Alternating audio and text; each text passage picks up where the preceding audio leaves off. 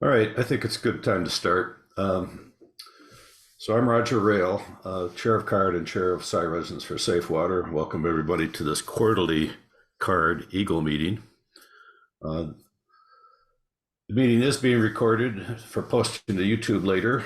If you're new to CARD, put your full name and email address in the chat and maybe change your name on your video box. Mute yourself except when you're called on.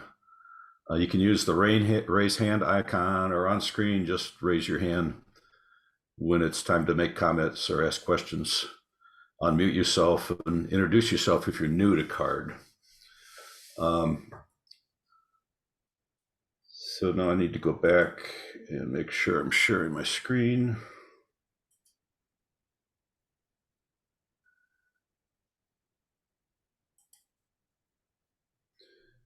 I made some notes about what you have to do, step by checklist of things. So I kind of bouncing back and forth between that because I want to get that down because we don't have a January meeting, and I want to make sure that February comes along where I remember how to do this. So here's the agenda for the meeting. So I've already called it to order. And normally we would have Beth on screen, but she's her daughter had a baby, and she's helping take care of the situation, and so she's not in attendance today. So at this point, Beth would normally ask people to review the minutes. The people who are have had a chance to review the minutes that Beth sent out. I'll take care of that this time. Are there any changes to the minutes that people have?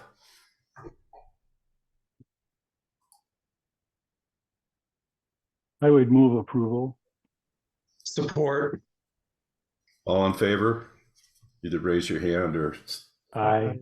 Aye. Any opposed? Okay. Seeing that, the minutes have been approved. Let me find Jack on the screen. Is Jack on the screen? There's Jack. Okay, Jack. I'm on the screen. Yes. Thank you. Take over for the rest to moderate the meeting. Thank you. Thank you, Roger. I'm Jack Eaton. I'm the Executive Director of CARD, and I'm going to try to guide us through this agenda this morning. I arrived here a little late, so I'm not sure who's in the room, so I'm just going to kind of holler out. So is a representative from EPA here this morning?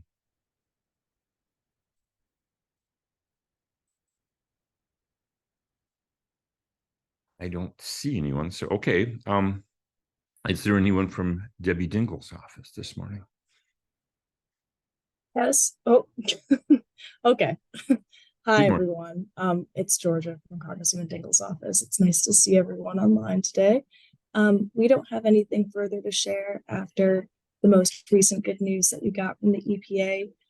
I just wanted to remind everyone that you can always feel free to reach out to me or our office in general about other issues that you'd like to communicate with us. Obviously, this group's discussed polluter pay legislation at great depth. But when it comes to other kinds of legislation, if you have some sort of formal opinion on it, we want that information too.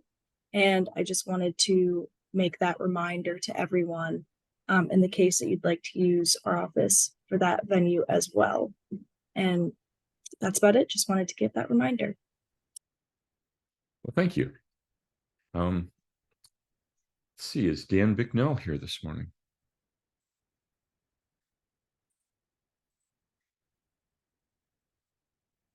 I don't see him, so we're going to move right along.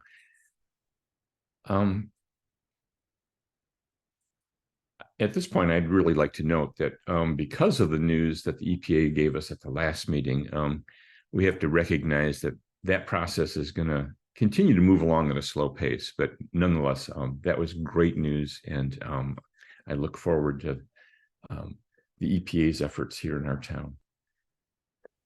Hey, Jack, do you want me to give an update? I was just about to turn it over to you. Yes, please do. Just so everybody knows, yeah. So we're working through the process for proposed NPL listing, and with a letter from Deborah Shore that was sent to the governor's office, and we're just awaiting the response to that to Deborah Shore at the EPA, and should come out mid-December, if not earlier. So, Right, that's excellent. And the next area of the update is from Eagle. Do you have anything to add in that area of the agenda? turn that over to Chris. Thanks, Josh. And hi, everybody. How's it going this morning? Just wanted to provide some updates based on, this agenda here. The first item is our response to the Eastern Area Monitoring Plan. We did provide feedback on that plan to Gelman at the end of October. I've since met with them a couple of times. I think we've got a pretty cohesive agreement worked out that sort of incorporates most of the stuff we'd wanted. Obviously in a negotiation, you can't get everything in there. But I think that the really important stuff we do have going into that monitoring plan, expecting to hear, to see a draft that's sort of the finalized version of that soon. I met with them last on November 22nd, and they told me they were going to send over sort of the revised monitoring plan, but haven't seen that yet. But like I said, we do have an agreement that I think is going to work out great for everybody. And, I wrote it the last time, but I just want to say thanks again to Roger and to the Washtenaw County Health Department for their comments on that. Those were really useful and helpful in getting our response. Agenda item B, new draft monitoring plans. We have not seen any other monitoring plans. We do expect a Western area monitoring plan, but that's sort of contingent on the installation of a couple more wells in the Western area that we don't really have a timeline on. Gelman's working on access agreements. We've agreed to sort of render some aid if necessary, but we've kind of turned it back over to them to make those attempts and to document their progress as a first step. We did also review a financial assurance mechanism from Gelman. We provided our comments on November 9th.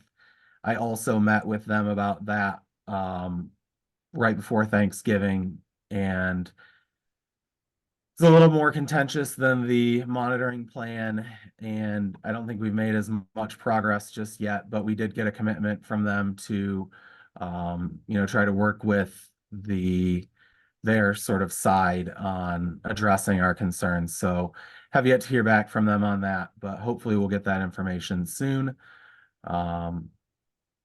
So I'm gonna lump items C and E together. Unfortunately, between the MS4 and the Allen Creek drain and the NPDES permit, those are all sort of in Eagle's Water Resource Division's hands. We have not heard any updates from them. The last we heard about the MS4 violation was a few months ago. I provided some information about that NPDES permit in September and October, but unfortunately, we haven't seen anything back from them. So hopefully we'll get that information.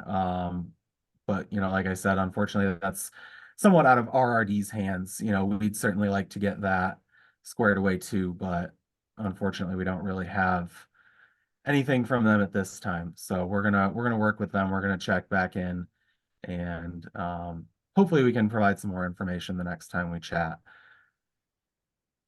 For item D, the GSI work plan. So, we had a work plan submitted to us in early 2022. There had been some discussion on that. We had given them some verbal feedback, but we never really sent them an official letter. However, in one of the conversations I had with them before Thanksgiving, they indicated that, their position had kind of changed a little bit and they were thinking some different stuff about that. And I indicated to them that we needed to see, another work plan or else we were sort of operating on the past one.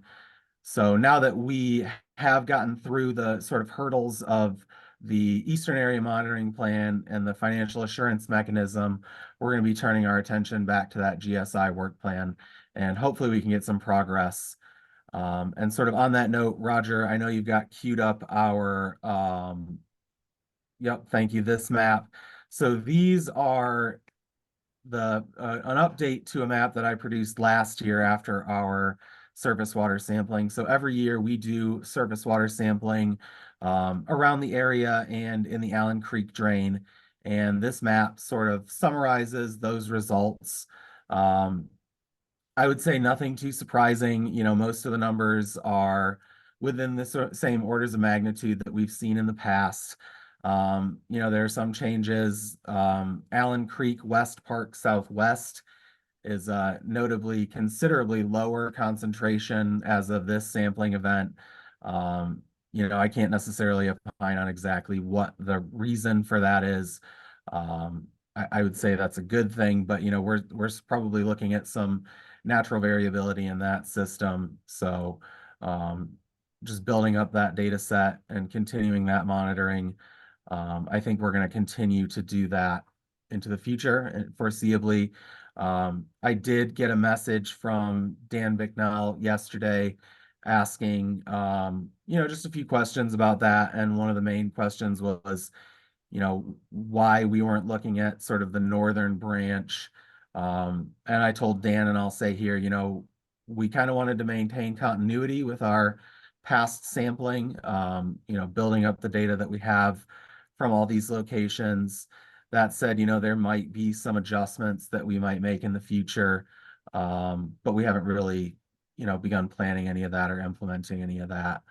So, and I think that's really all we have there. So I don't know if there are any questions for Eagle specifically about any of these items. Well, I have one right off the top. As I mentioned to you, those variations here, I put this on my Google Earth mashup so you can see where we have sampling locations from the past. And the fact that some of these are going down while others are going up kind of indicates that sampling in the drain is probably not indicative of what's happening with the plume, with the actual near surface plumes that are getting near people's basements. And so I reminded you to take a look at Dan Bicknell's 2016 suggestion to have permanent shallow near surface monitoring wells so we can track what's actually in the groundwater that's approaching people's basements. The drain is just one indication, but as you can see, it fluctuates up and down. And what we really need to know is what's actually approaching people's basements in the groundwater. So that's all I have to say about that. And, you know, on that topic, I will add one of the things that I mentioned in my discussion with Gelman's representatives is that, you know, there is a GSI and down gradient investigation work plan. That's sort of that Eastern Area GSI work plan. And one of the things that I did get Gelman's representatives to commit to is that they do plan to put monitoring wells down there. That will be part of the plan. So we agree that, you know, monitoring the groundwater in that area is important. You know, the drain is, like you said, it's one line of evidence, but it's not everything. So we're hoping to work that out and get that information as well. The only other minor thing was that I compared these with the readings we had from the database, and they mostly match, except here's one. Well, I guess, you know, this we have 2019 and 2020 of 1.2 here at this point of the that was sampled at Honey Creek at Huron River at the bridge of Huron River Drive. And those don't show on your little box. Most of these are right, but I haven't checked them all. But it leads me to wonder whether, did you actually get these data from your database, your Gelman database, or did you have a preliminary table that you work from too. So when I was building this map, I was actually pulling the data from the lab reports. So there is, and I don't know, you said you pulled these from the This is from the database, from the Gelman database. That was one of the things I noticed when I was redoing this map. So you have Honey Creek West Huron River Drive. That point actually represents that Huron River Drive point down there. So that Right. 2020 1.2 is what's represented on the map down there along Huron River Drive a little further to the southeast. So it got entered into the database as if Yeah. this was the same point. That's right. Yeah. And so we'll be, working to correct that. Okay, good. Yeah, All right. exactly. So yes, that is the reason for the discrepancy. And I caught that this year when I was, Yeah, and I don't know if do you remember the story of that? I don't think you were involved in the CARD meetings when we were talking about that. We were surprised to find out this was the location they were checking for what's coming out of Honey Creek. So my understanding is that, we sample HCHR, that's the Huron River Honey Creek confluence. And my understanding is that Gelman samples a similar location. I actually think you have that sort of yellow diamond, sort of over that railroad trestle there that goes over the river. And my I don't have understanding, data for that though. so Gelman samples that. If you look in their, I think it's in their quarterly reports or their monthly monitoring reports, you'll see an HCHR included in there. And so they sample that near that railroad trestle. I think they were getting it from the bridge, but they were getting some static from the railroad to not, go on their right of way. So my understanding is they do it now with a drone. They dip it into the water. Okay, that's the first I heard about that because Okay. Dan Hamill said, no, what they did is they did it down here. So that's what Dan started doing. Because this was where they sample for bromate. Okay. And now Yeah. maybe they're doing bromate up here too, but it'd be nice to clarify that. Where are these samples? And let's get them straightened out and located where they actually are. Because this is the confluence. And in fact, if you look real closely, the confluence, this is the surface level of, so you can, by sampling here, you're really closest to the confluence. Anywhere down here gets diluted. Right. Including And this. that is where we're sampling, right there at that confluence. Yeah, and that's the best place. And they should be sampling bromate there too. Yeah, Anyway, I don't have the data in front of me, so I'm not exactly sure what all they're sampling right there. Yeah. So I do see a couple hands up. I want to be able to get to, I think Glenn, you might have had yours up first. Yeah, thanks, Chris. Have you considered using the Henry samplers at the GSI interface to get a real close resolution? You're talking about like a piezometer, like a pore water sampler? Yeah, they're like mini monitor wells, basically. Yeah, as far as us doing it, no. We had commented on a couple of GSI work plans that those would be useful things to have, especially on site as far as GSI, but no, we haven't done anything with any, more exotic sampling equipment at this point.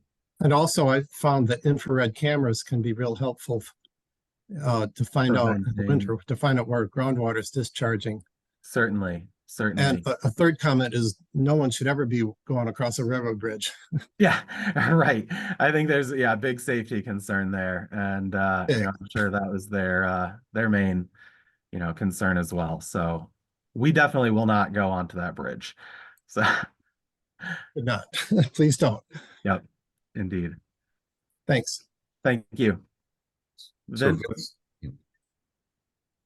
Hi, thanks, Chris, Dr. Svoboda, for doing the testing. Glad to see you out at the Allens Creek drains in West Park area. Appreciate you doing that. There was some comment, I'm trying to remember where I saw it, that you were suggesting that we need to do better testing of the system for better knowledge about what's going on in the near surface groundwater.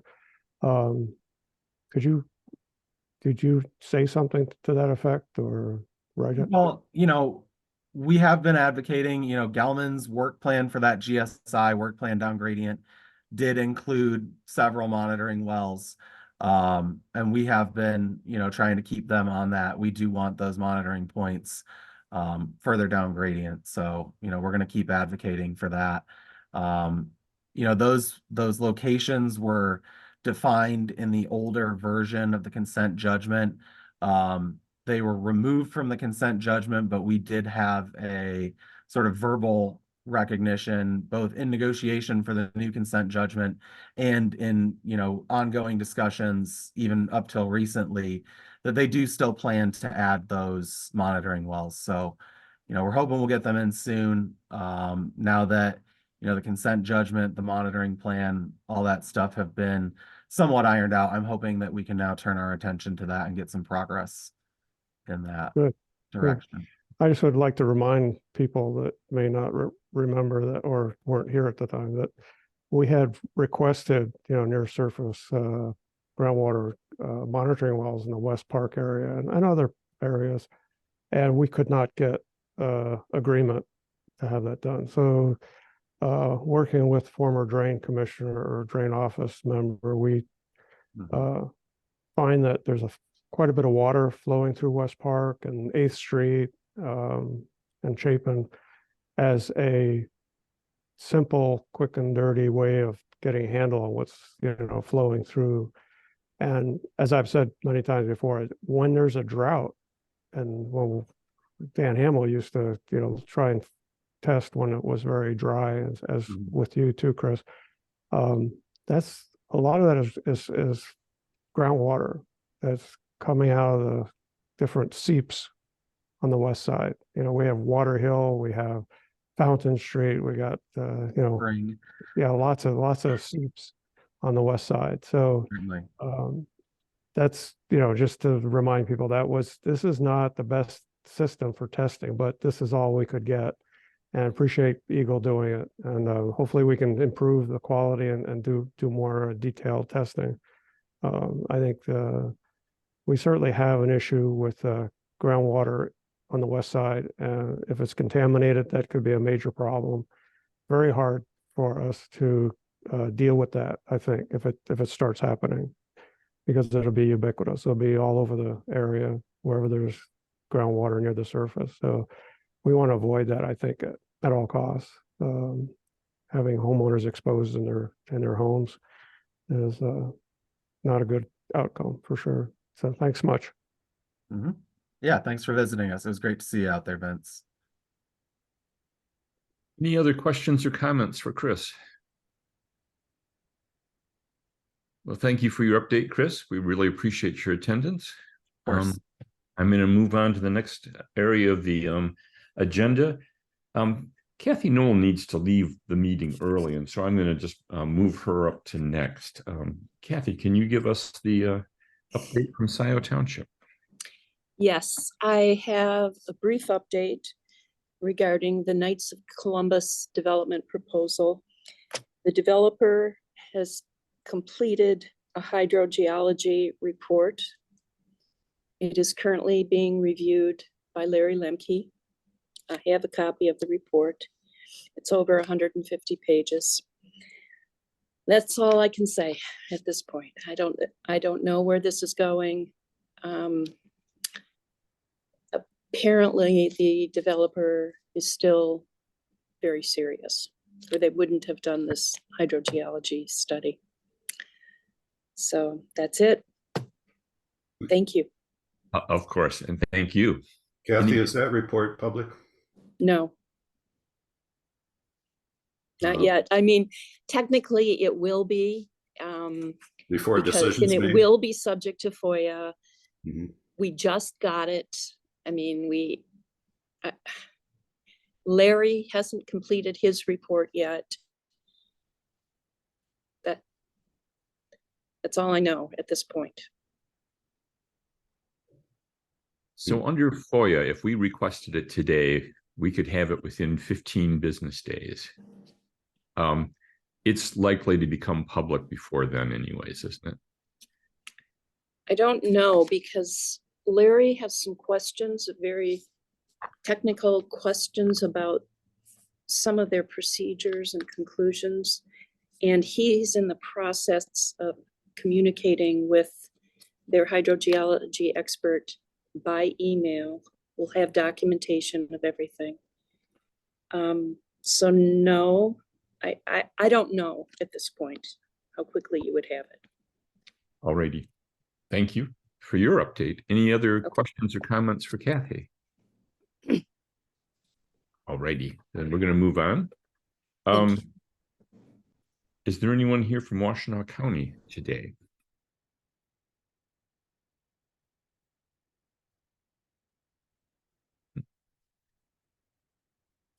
Hearing no. Jenny was on. I don't think she's still on this. She's not, her camera's not on, but she's on the screen. She may have left the room. Maybe she'll come back and we'll call on her at that time. Alrighty, then I'm going to move on to Ann Arbor Township. Mike? Yeah, Mike Moran's been trying to get in. Yeah. With his mic, so we'll see if Mike is on mic yet. He's having some connection issues this morning, and that's unfortunate. You know, Jack, also EPA has joined us now. Nuria Muniz is online. Good morning. We can skip past the EPA earlier on. Do you have anything you want to add today? Hi, no, I actually don't have any updates. We're working on a doc record, and I appreciate some of the comments that we received on the SI, but I really don't have any updates today. Thanks. And that's always an acceptable update, to tell us that you don't have anything that you can add. Thank you for your attendance. Yep. Sorry I'm late. No, not a problem. So does Mike have a connection now? All right. Well, I would just say if you have trouble connecting, you can turn off your video, and that sometimes helps your audio. And email. Looks like his video is off. Yeah. When we were doing Zoom teaching, we were told that the email takes up a lot of broadband space. So I'm getting a chat from the county. There's a number of county representatives here. They're all watching on the same computer, and they're unable to unmute. So they're not going to add anything, apparently. And so I'll move right along. I want to note that we have a new representative from the city of Ann Arbor, who hopefully will be attending our meetings regularly. Erin Donnelly, can you just introduce yourself? Sure, yeah. Can you all hear me? Yep. I was having some issues with my headset earlier. But yeah, this is my second week on the job. I'll be, I think, regularly attending these meetings. I'm the new environmental services manager here with the city. I moved from Denver about a month ago, where I was doing a lot of environmental compliance consulting work there. And yeah, excited to be a part of this group. Not prepared to give an update for the city. I don't know if Patty's on right now. But yeah, I'm getting up to speed on everything, including the Gelman information. So you're glad to be here.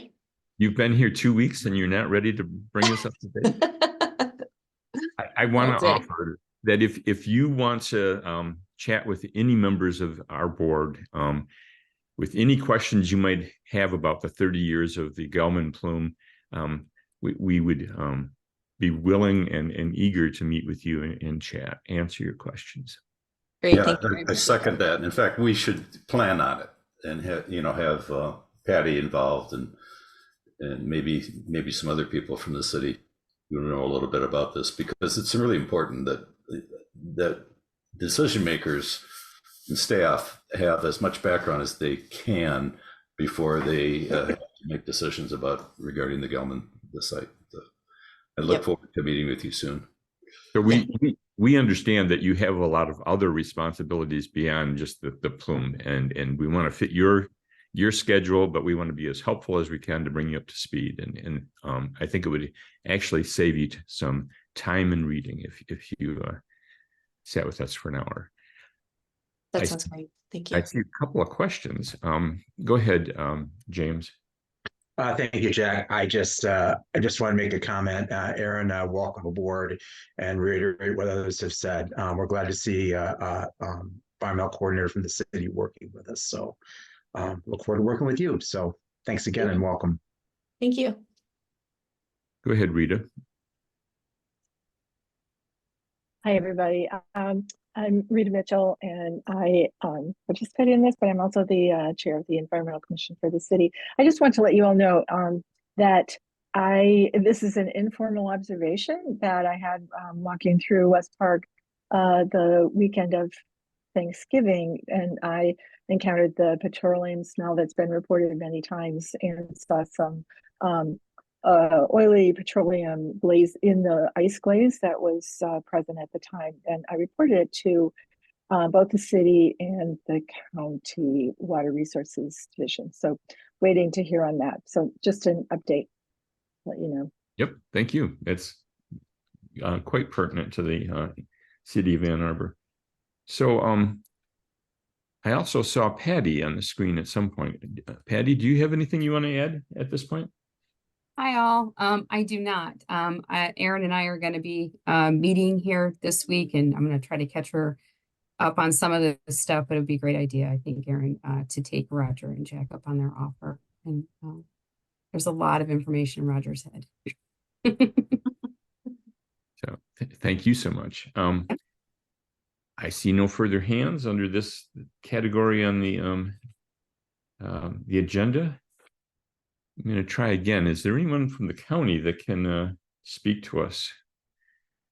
Or are you still having your tech problems? Hi there, this is Kristen. I don't know if we're going to get feedback. We don't have any update. I put it in the chat. I'm not sure if you were able to see that. Oh, well, now that I look, I see that. I'm sorry. Okay, no worries. I was just worried about feedback because we've got a computer and a TV with sound, and I wasn't sure how things were going to come out. I was worried about feedback. Thanks. You came through very clearly. Thank you. Boy, this meeting's moving along quite quickly. I see no hands at this point in time, so I'm going to move on to the executive board. Rita, do you want to start this off, or do you want to hand this off to Heather? Let Heather go first, please. Actually, I don't have any updates, so that's good. I mean, beyond what I sent to the board. Okay, But if thank you. Okay. No worries. Hi, everyone. I'm happy to say that the end of the beginning has happened with this draft survey, and I have been approved to release it. And so I know I've been talking with the executive board on doing that and the way to do that. So I appreciate your help with that. It'll be open for roughly 60 days, maybe a little bit longer. And so I actually encourage it to be broadly disseminated to the CARD membership. There's been some back and forth about that, but because survey responses are so low, and because we want a variety of input, think about broadening who gets it. But it really is just to evaluate how the structure of the survey, the questions, are they the right questions for this community? Just bearing in mind that there are many other communities across the United States that will be taking this survey. But you guys have some unique situations. So make sure that you provide some input about things that you may need to capture, and capture from various viewpoints, particularly who would be taking action on this survey. Is it public health agencies? Would it be CARD? So keep that in mind as well. So anyway, I look forward to the feedback, and hopefully we'll be continue to work with the Yale Superfund Research Center to see if they want to further develop the survey as a national tool, or if there are some other opportunities for us to work together. I am still for a couple more semesters working on internships and practicums, so there's an opportunity for me to follow up with you guys if there are particular streams of information or community focus groups that you want to have happen. I'm free labor for another 2 semesters. So I just wanted to throw that into the mix. Water is a passion of mine, and I want to continue to support this initiative. So thanks in advance again for everyone's help and input, particularly Kristen over the Washtenaw County. Really helpful to get the public health agency perspective on this, because it does take a village. So thanks again. It will be launched whenever CARD wants to put it out there, and it should close in February, just to get people's mind focused on it. If you're done mentally for the holiday, that's fine. Just if you could please get to it before the end of February. I have to start doing analysis if I am ever going to graduate. So thank you very much. Thank you. I might want to say something about this right now. It wasn't clear to me until I took the survey what the survey was about. And even after taking it, I'm still not quite clear. This is like a survey for the next stage of surveying, or is this going to be the final survey? No, it's sorry, let me. Yeah, this would be described as the end of the beginning. This is a draft. The draft goes out to select agencies to get input. Are these the right questions? Are these the right constructs? This is, we're still in a draft format. So it means that the survey will look longer and more complicated than it would in its final form. And the intention, that's intentional, because we don't know which questions will correlate best to certain outcomes. So the next step of this would be, after getting input from people, to start doing what's called criterion testing. That means, are the questions that you're asking, can you predict an answer or correlate them to an answer that you want to address? So constructs on, if, for example, does higher civic engagement in a community lead to better protection and mitigation of 1,4-dioxane? Can that be correlated? If we build, and another construct is, if we build it, will they come? So there are some questions that seem odd about, if such technology existed, would you use it? It's important to get a general sense of whether or not people would adapt mitigative technologies if they existed. If that percentage is low, then there's some work to do in the community to help educate people on how things like water filters would help and are necessary. So these are some constructs that are being explored. It doesn't mean that we've criterion tested them. It just means that these are things that we think might be helpful, and that a public health agency or an activist group might need to be able to address their dioxane problems or prevent them. So it would really help if we send out the survey as is to at least all the people on the screen now, but maybe ideally to the whole CARD core list, because you're not going to get full response anyway. Exactly. So we expect about a 3% response rate nationally. All I really need is, for my own purposes, I need 30 people to respond. So that's not, you know. How much did he get paid for each response? No, we can send it. I think we can send it to the wider list. Okay. Anybody object to that? Anybody want to discuss that before we go ahead and do that? I've kind of planned on doing that later this week once we got approval. Okay, great. Yeah, that would really be helpful. I mean, even the lay person, we need to know if they understand what we're asking. So, but I consider everyone in CARD pretty much an expert, because you've been dealing with these concerns for a while. At the same time, if the layperson can answer some of those questions and say, oh, I don't understand how this question is asked, that's super helpful as well. So yeah, and I proposed that I post it to the SRSW website as an option for people to click on, as well as on the SRSW Facebook page. Okay. And that way we can maybe get a wider view from the community of, you know, what they think is required. Because certainly citizen participation has been key to this site.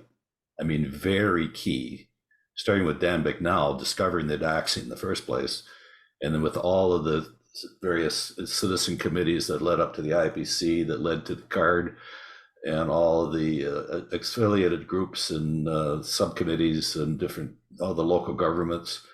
I mean, this should be a case study on how to involve the whole community and keep everybody up to date. It's been a challenge, but we've got some ideas that are hopefully going to carry us forward so that long after we're gone, people still know how this happened and how they can get it fixed. So thanks. Yeah, there is a thought piece that I've done two final reports. One is a thought piece on how we engage communities more in upstream management of these chemical issues. It's specific on and it uses Washtenaw County as the case study.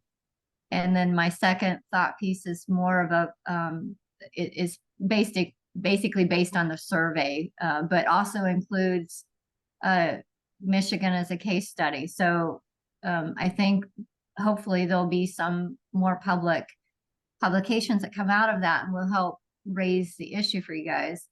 At minimum, I can provide you guys with the final reports, but because we're in a possible publication mode, I don't want to broadly disseminate those pieces in case Yale Research Center wants to shorten them and make them official. So I don't want to ruin that for them. So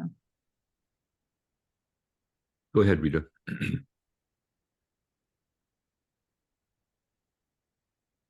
You're mute. Got it. Sorry. I just want to thank Heather for her participation with CARD and for including the Gelman situation in Washtenaw County in these articles. The more public airing of what's going on here in Washtenaw County with the Gelman contamination, I think the more likely we are to get action. And you can see that with various other contaminations that have occurred in more recent times. So thank you once again. Yes. In fact, when you get your doctorate, we all want to have you come to Ann Arbor and celebrate. Moving on. James, do you have an update on the polluter pay bill? I don't really, just that the bills have been introduced and the legislature is on break until next February. There has been a change slightly in the political makeup of the House, with 2 House Democrats elected from special elections. So now there's technically a tie. Those are heavily Democratic seats and likely be replaced by special election. That's likely to happen in the spring. But the bills have been referred to committee, polluter's pay package, and just for refresher, that's House Bill 5241, 5247 in the House, and Senate Bill 605 or 611. Do you need me to rehash what these bills basically do? Or are you just content to is that sufficient in terms of an update? I think that's sufficient, but what committee are they in right now? I'm assuming with the appropriate Natural Resources Committee. Thank you. Any comments or questions on the polluter pay bill?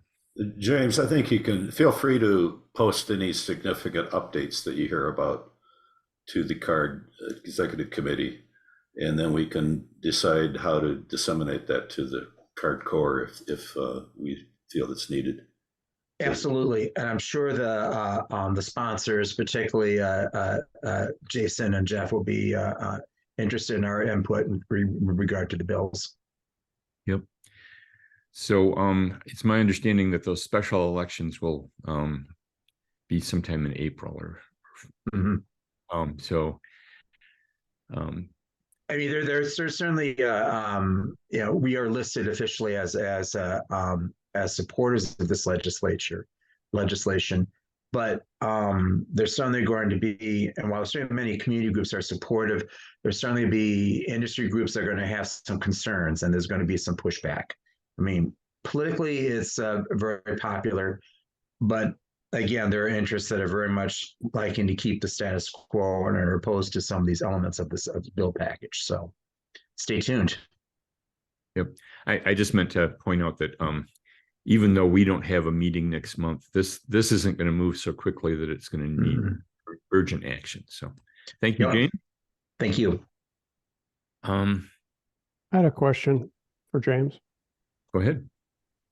So if there's a tie vote, do they have a way to break that with the Secretary of State or whoever? I don't know how the state does that. I'm not sure how that would specifically work. The lieutenant governor breaks the tie in the state senate, but I don't believe that's the case with the state house. Okay. I will say confidently that these bills are not going to go anywhere in terms of final passage until at least spring. All righty. Okay, I think we're ready to move on to the next item. I'm supposed to remind you that the next meeting is canceled. Are there any other issues from the executive board members? Go ahead, Rita. You're mute still. So I'm just so excited about all the things I have to do at this meeting. But I forgot to mention earlier that the 2 publications about the Gelman contamination are now publicly available through PubMed Central, through Pub Central.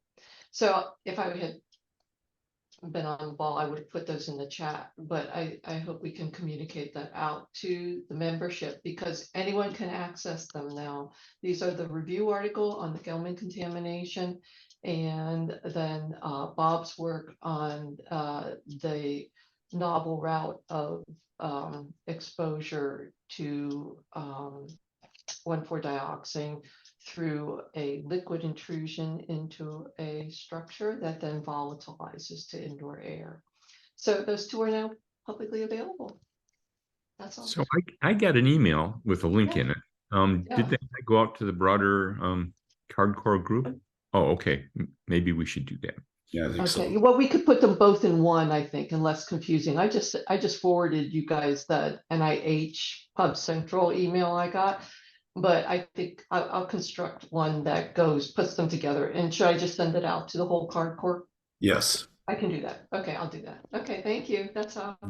We really appreciate you bringing that up. And I'll make that a page on the SRSW website so that people can search for it and find it. How long are those going to be public, though? Oh, forever. Okay, good. It's part of the NIH has a public access policy. So if you spend $1 of NIH dollars on anything, any kind of work, any work of any kind that goes into a publication, then you as an author are obligated to post it to the Pub Central. The thing is that journals can put an embargo period on, and that's why we had a 1-year embargo period, and now that's up. But from now on, it's forever. That's good. Yes. Right. So the link won't change. Good. It shouldn't. Excellent. All right. At this point in the meeting, I'm going to turn it over to the chair for his update. I just wanted to make one comment if I could, Jack. Oh, okay. I had my hand. I didn't see your hand. I'm sorry. Okay.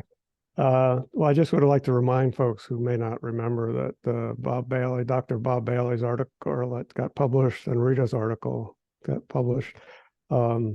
It's pretty significant. I think Bob's work is particularly important in that it is the first peer review article that gives us an idea of how exposures through the groundwater could be significant. It's the first time that novel evaluation of exposure potential was peer reviewed. So I'd like to thank Rita and Bob both for doing that work. It was not easy and took a lot of skill, and I think it really helps the community get a handle on potential exposure. So thanks again. Yeah. And Bob's on screen. Bob, do you want to say anything about that?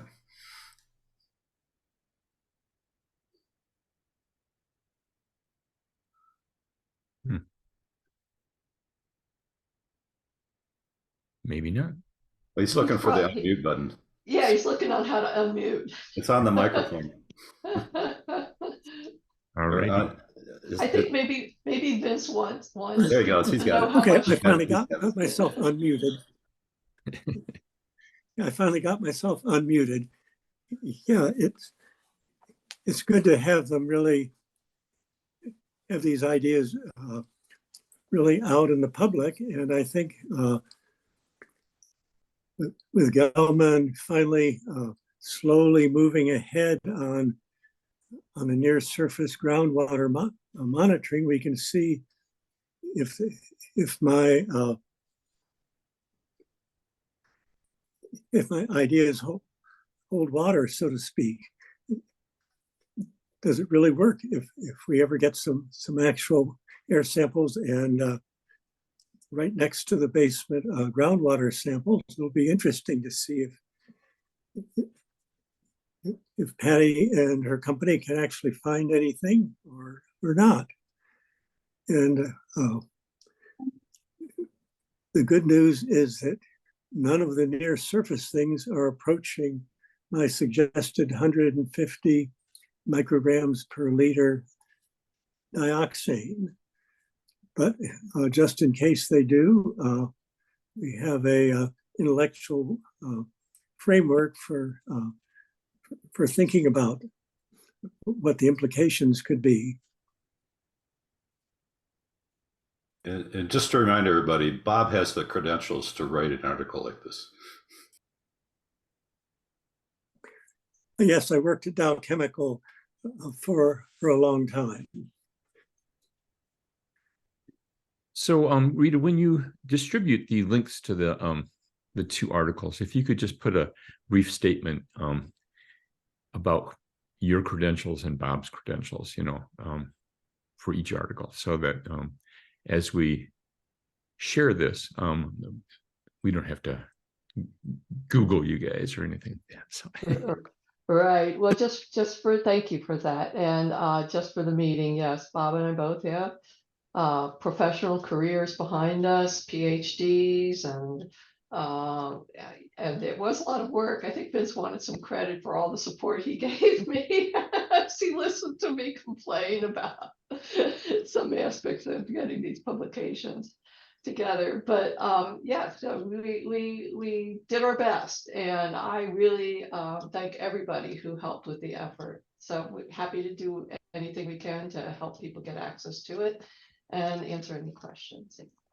It was a collaborative work. It was a good job by everybody. Thanks. Yeah, I would just want to respond that we do have experts, in Ann Arbor. There's a guy at the University of Michigan who's a quote unquote expert on vapor intrusion and had thought about doing some tests. The city had played around with the idea of doing some tests, but didn't really interact with CARD much when they made their decisions, unfortunately. But I think there is a real potential here for some groundbreaking research on potential exposures, and maybe the U of M faculty members will join in and do some studies. We probably have basements that are having minimal exposure, but that would be useful to get hard data about what kind of potential exposures could happen in a basement. So thanks.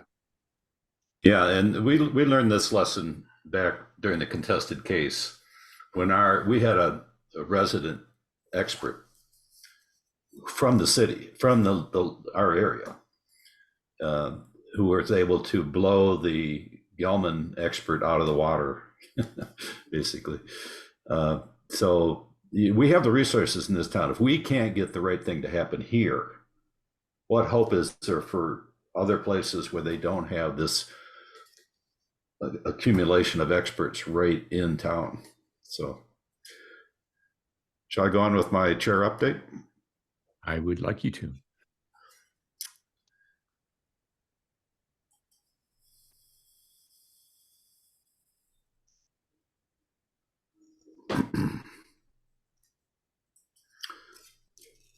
So I start off pointing out to this article in the MLive that just came out a few days ago. And there's a link to this on the SRSW website. talking about the legal fight that continues. The county was allowed to so far intervene in the case, even though the interveners got kicked out on the last round. They reapplied, and the judge allowed that to happen by refusing the Gelman challenge to that. So I just wanted to point that out. These are some of the images similar to what you see behind me. These are all of the locations that dioxin has been sampled over the decades, including back in the pre-95 data that's not all in the database. And those are where it's sampled. Here's where it's been found. So, of course, we know a lot of where it's been found, of course, is where you think it's going to be in the plume. This offshoot to the north, it's what's troubling, because it seems to be coming right here from the DuPont Circle area and making its way, following along this underground stream underneath where the surface stream is now, heading toward the river. And these are all under 2 parts per billion,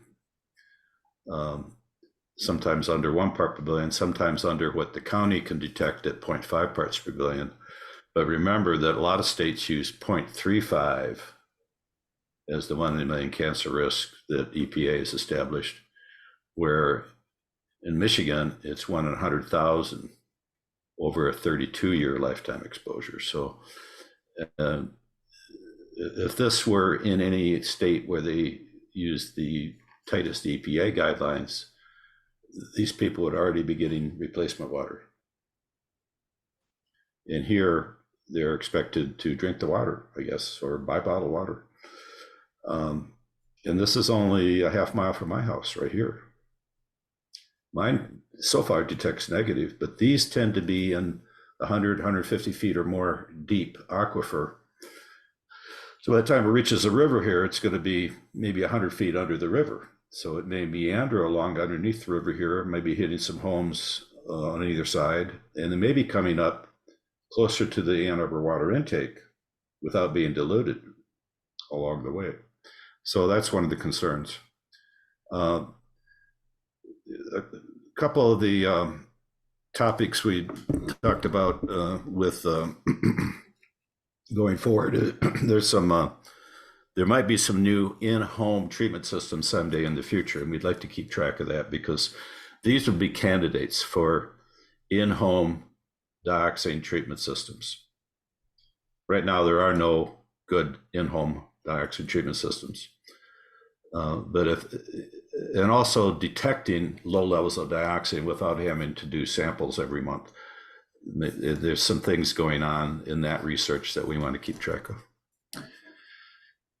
The next slide is, this is the same kind of information. These are the samples that SIO and the county had done for EGLE of these homeowner wells. And we have these hits along these peripheral here. And this is Gelman's latest plume maps on Google Earth, and extruded up because it's the 3D version. And then I've estimated where dioxin probably really is in this outline of yellow. So there's this offshoot to the north, and we don't know if this is the right shape or not, but this would seem to cover it. And then this is if we propose, we propose to have EGLE make Gelman pay for samples within a half mile of where dioxin has been found in other homeowner wells. So this would be the half mile boundary around where we found dioxin.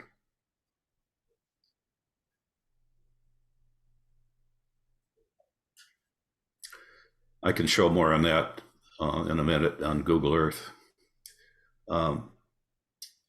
Any questions so far before I go on?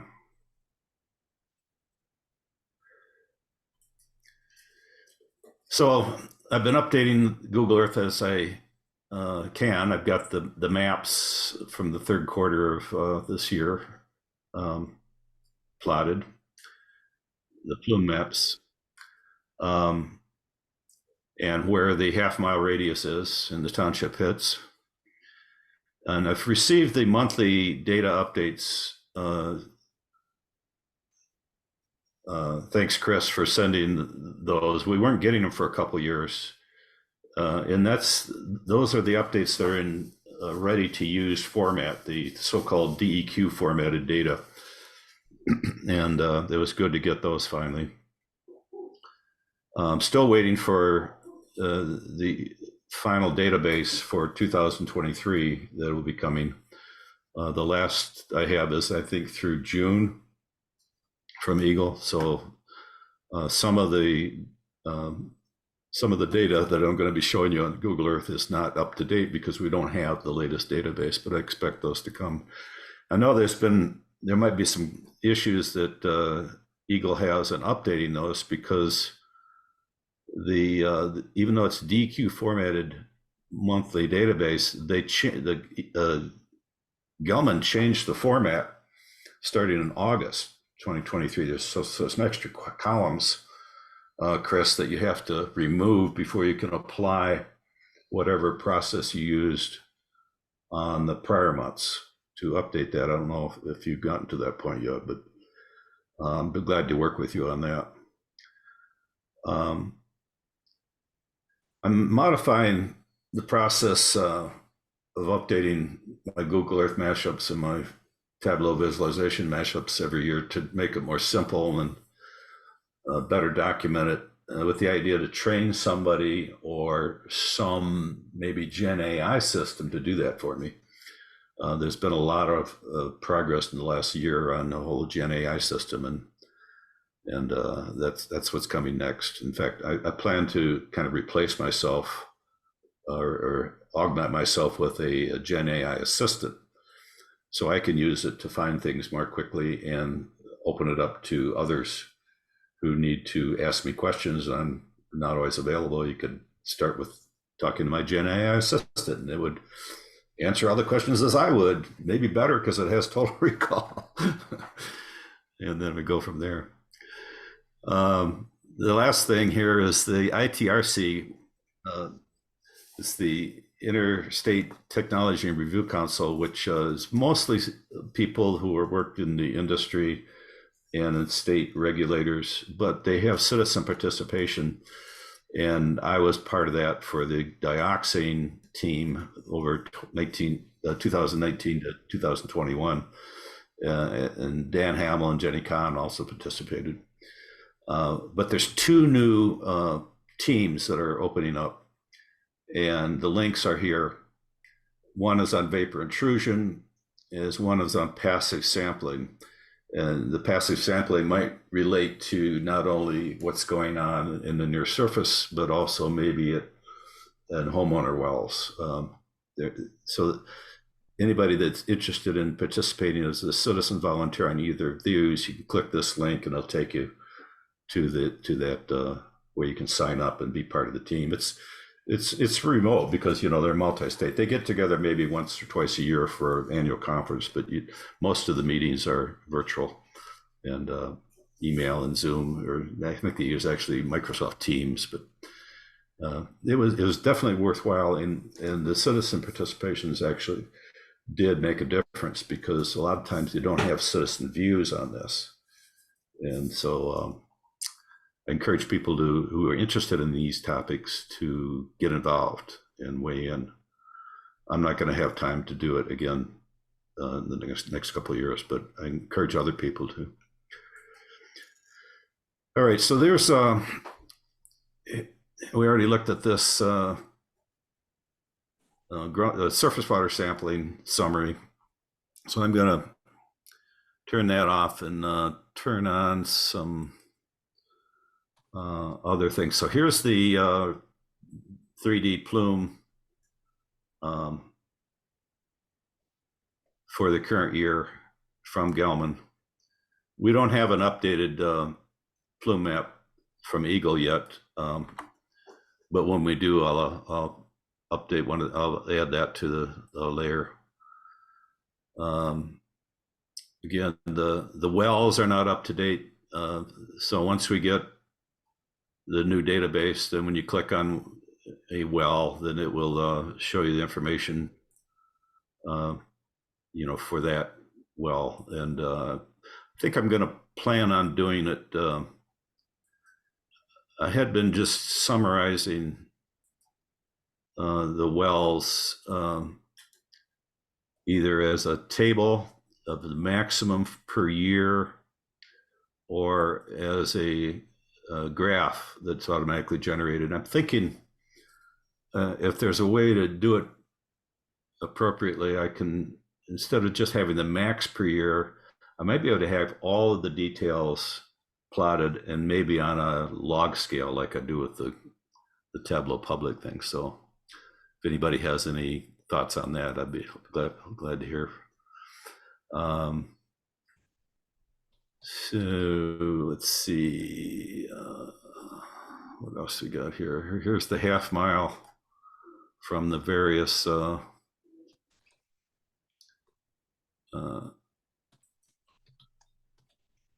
Scioto Township had, or Ann Arbor Township had this one hit a couple of years ago.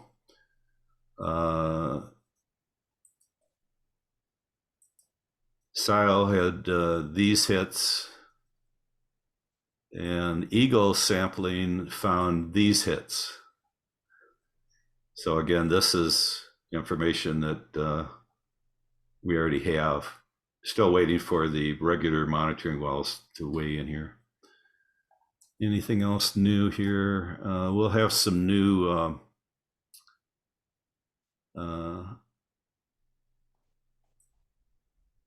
there's a SEMCOG's relief map. This was interesting because you can kind of see why these hits might have happened, because if this tributary is indicating of what's underneath it, then yeah, it tends to follow these low historical channels that were created when the glaciers melted. So we can kind of get an idea of the more information we have, the better feel we have of why this is happening the way it is and what we can do about it. So Roger, you have a hand up. Apparently there's a question. Go ahead, James. James. Thanks, guys.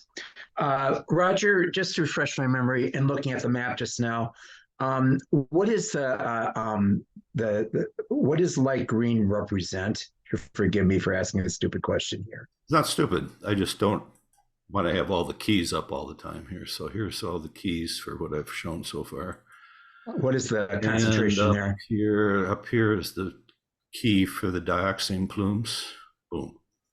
I'm remarking particularly on the hits. You mentioned that Eagle reported that peninsula aiming very close towards Huron. Say that again. What is the concentration there in those hits? In the green? Yeah, yes. I have to change this actually. It should be from 0.12 to 7.2. I haven't changed the key yet. But it's so it's detect, but it's at acceptable levels according to the state at this time. Yeah, because 7.2 is the current criteria for, in this state where we are stewards to 20% of the world's fresh surface water. Sure. We have one of the most lax standards among. We don't value water here as much as we do in other states. Other states. And that's going to change. People aren't going to stand for that. Let's hope so. I had another question, and it's because you brought up an article, but I was asked that for legal folk here, whether it's Brian Nagel or for other attorneys here, in terms of a process, but I can wait for that until you're done. Well, I think I'm done. Let me go back to that screen. Yeah, I think that's everything I had here.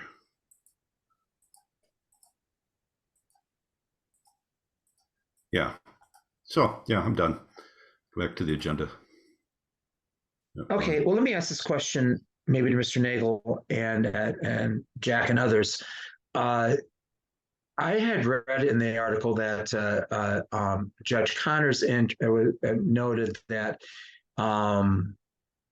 barring federal intervention, that he's going to be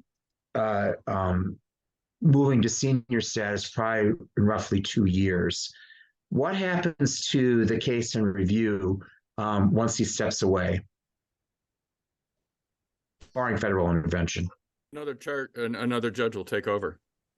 This to me, okay, and this isn't the first judge change No. in this case. What is it, number 3, something like that? Yeah. But that hasn't been assigned, and there isn't a formal handoff then. Not that I'm aware of that at this point. It's still a ways off. Yeah. So, do we want to pick a judge for this? Alrighty, thanks. This judge was actually, this was surprised me when I found this out. He was a special master on this site when he was just a lawyer back in the early days.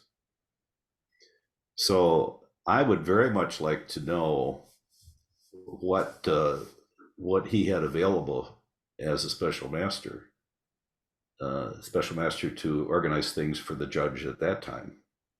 We were calling for a special master in subsequent years and never got one.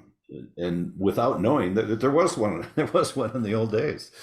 How can we miss that? Why didn't that somebody step forward and say, by the way, there was a special master, and by the way, he happens to be the judge who's on it right now.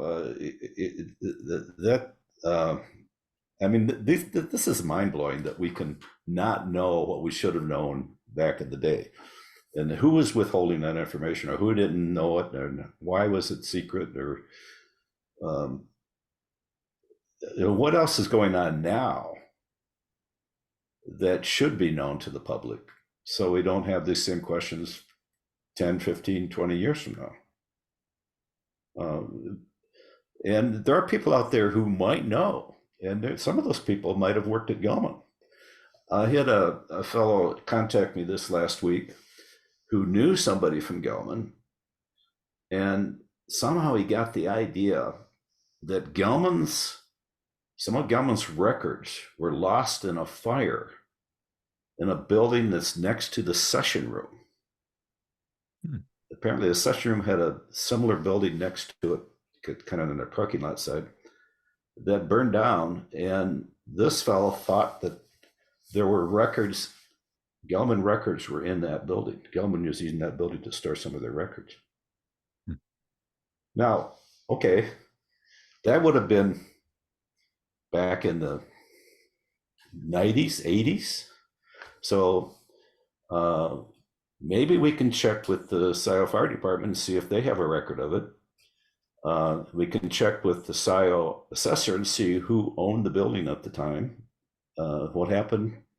Did Gelman own it? Were they just leasing? Is this all true? When did, there's some investigative work to be done there. And it's a little late, but it sure would be nice to know if that's true and what was lost.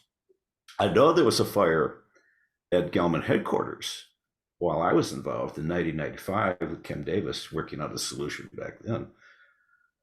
Chuck Gelman's office caught fire.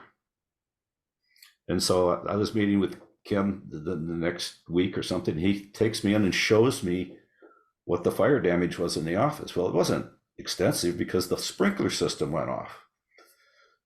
And the sprinkler system apparently was fed by the water tower, which was originally filled from Gelman's fire well, which still was in operation at that time. So there's a layer of rust around the baseboard of the room on the walls after the water had been withdrawn. And you think, okay, there's rust in the water. That's not city water. And it's well water. So we know that there were 2 and 3 digit parts per billion, at least 1 or 2 of Gelman's deep supply wells. We don't know about the fire well. But was there dioxin in the water that helped put out the fire? Not so much dioxin that the room exploded, but I mean, this is like a novel. They keep adding chapters, backstories. Anybody have any comment on that? I mean, I would love it if we could interview all the people who had stories like that and get it documented before they're gone.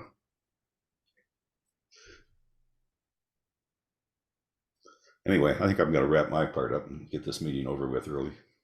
All righty. Jack? Any comments or questions? I do want to note about the interveners litigation. A while back, the city and Scioto Township were dismissed, but notably they were dismissed without prejudice. So if conditions changed, they could come back. And this is important. In contrast to, I think it was the 2006 litigation the city had against Gelman. It was settled with prejudice, and the city promised never to sue ever again. And so having it dismissed without prejudice is important at this point in time in case circumstances change. And I applaud the judge for doing that. So let's move on to non-agenda items. Is there anyone in the room that has anything to add today that we should all know before we conclude the meeting? Go ahead, James. I was applauding the judge's action. Go ahead, Kathy. I just want to say that as we end this year, it's important that we reflect on how far we have come. I served on council from 2018 to 2022, and only 3 years ago, there was question about whether we could even follow a dual path, meaning having the court case continue as well as pursuing the EPA. So I just want to take this opportunity to commend everyone who has worked on this. And I really think this is a time to celebrate and appreciate what we've accomplished in this short period of time. And thank you, Roger, especially for your applause and all of your hard work. Righty. I think that's a good note to conclude the meeting on. Thank you so much. Thanks, Kathy, for all your work. Appreciate it. Oh, I have done very little compared to most people. I'm not an expert, I just filled a political. You had a big influence, role. and thanks for all your work. It's been difficult, I'm sure. It's really amazing compared to some of the discussions in closed sessions just 3 years ago. That's all I will say. It's wonderful. I noticed that Jim Schultz is not muted. Did you want to say something, Jim? Because you're one of the people who had stories to tell about the early days at Gelman. Thank you, Roger. I have nothing really to say except happy holidays, Merry Christmas, Happy Hanukkah, Festivus for the rest of us, and thank you for all you do to fight this battle with Gelman. I appreciate it. Thank you. Jim worked at Gelman when the wind blew the wrong way. They used to run around when the wind blew the spray from the spray irrigation over to the parking lot. Gelman used to run around and hand out car wash coupons to the employees so they could really wash the dioxin off the cars so the paint wouldn't come off. That's right. Absolutely true. They would shut down production and we'd have to go wash our cars. Yeah. And you know which car wash that was? I don't know. Oh, that's a good question. I don't know. Because there's one just north of that had a little bubble around it back in the early days. Before they had water and sewer, So yeah. Yeah. Anyway, these little tidbits are enlightening and troubling. And to find out about them 20 years later is always, a shock. Are you implying that it's not safe to drink a substance that removes paint? I always said, well, they handed out those kind of coupons, but they didn't hand out coupons to the families with kids that played outside that breathed the water, breathed the vapor in the air there.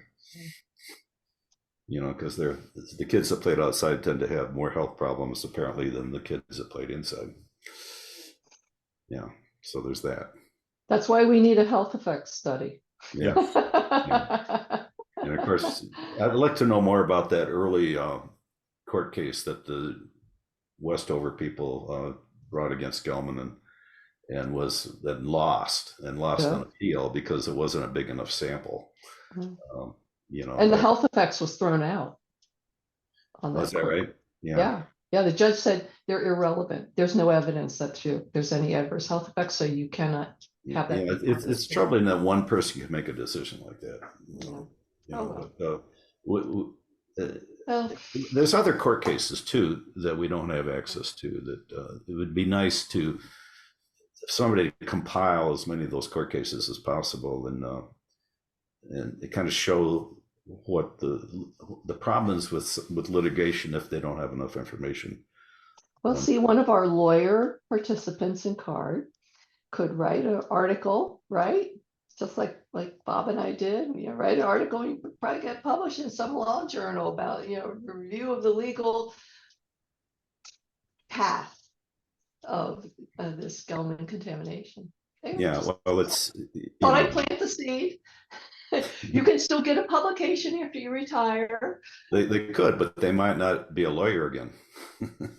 No, it won't have anything to do with that. Yeah. Anyway, yeah.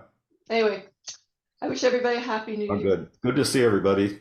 Yeah. Have a happy holiday and Merry Christmas and Happy New Year and the whole bit. And we'll see you in February.